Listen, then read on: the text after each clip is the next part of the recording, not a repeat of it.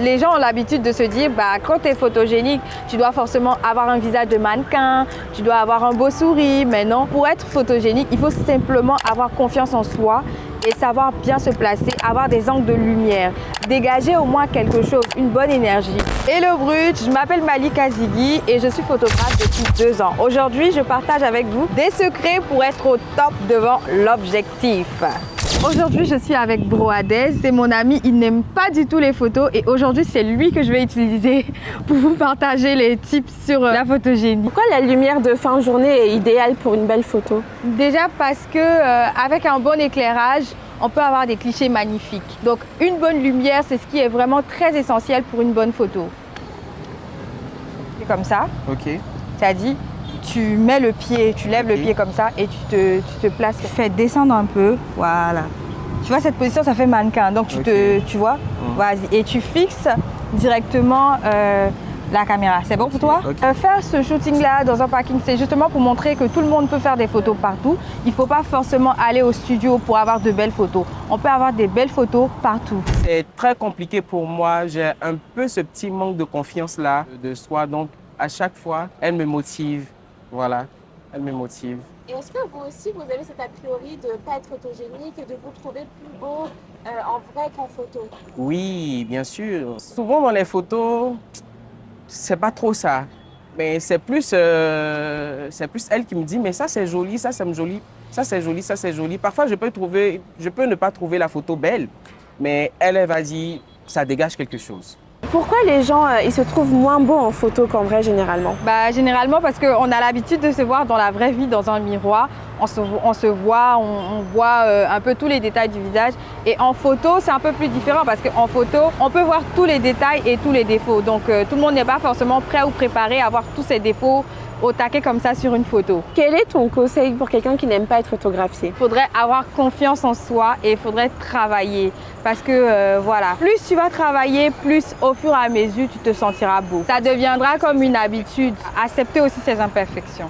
Là, t'assois un peu sur les punais là. Ok. Est-ce que tu peux t'asseoir? Qu'est-ce que tu conseilles à ce modèle de faire pour avoir une belle photo? Donc là, il est un peu trop crispé.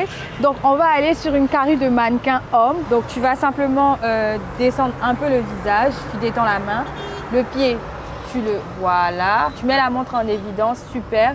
Et tu gardes un regard directement à la caméra. Là, ça fait très beau, ça fait homme et ça fait esthétique aussi. Tu peux ne pas te sentir belle maintenant et prendre une photo et dans cette photo-là, tu seras super belle. Juste parce que tu t'es bien placée, tu as bien cadré. Les femmes avec qui je travaille, quand elles n'ont pas confiance, qu'elles ne se sentent pas en confiance, elles n'ont pas vraiment envie de prendre. Et quand tu n'as pas l'envie, ça gâche beaucoup de choses. Donc, il faut vraiment avoir une petite confiance en soi avant aussi de parler de photogénie. Les petits tips, il faut vraiment être relax. Et surtout, moi, j'essaie de vraiment mettre les gens en confiance. Et lors d'un shooting, quand tu répètes t'es beau, t'es beau, t'es beau, la personne se sent un peu plus détendue. Donc là, c'est vraiment mon petit tips pour que la personne soit détendue.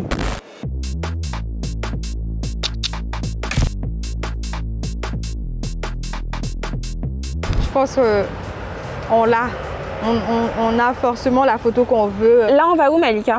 Donc là, on va rentrer, on va s'asseoir dans un café pour la visualisation des photos. Et vu que le thème parle de photogénie, là, tu as vraiment tout ton visage au gros plan. Et surtout pour moi qui n'aime pas beaucoup les portraits, franchement, voilà. J'aime beaucoup. Qu'est-ce que tu as ressenti pendant le shooting? Bon, j'étais un peu crispé, stressé, mais avec le temps, je me suis détendu. Tu as un exemple de célébrité ou de personne que tu as pris en photo qui, de prime abord, n'est pas nécessairement ce qu'on appelle photogénique. Et en réalité, quand on fait des photos avec elle, ça marche toujours. Oui, il y a Yilim. Yilim, elle qui n'est pas vraiment dans les stéréotypes et tout. Mais quand tu la prends en photo, et que tu rentres, quand tu visualises les photos, tu te rends compte que vraiment, elle est photogénique au fait. Parce que c'est pas forcément apprêté. Moi, j'ai pris Yilim en photo lors du concert de Didi B. Et elle s'attendait même pas. Mais après avoir capturé la photo, quand j'ai regardé la photo, elle a grave buzzé déjà parce qu'elle était super belle au fait.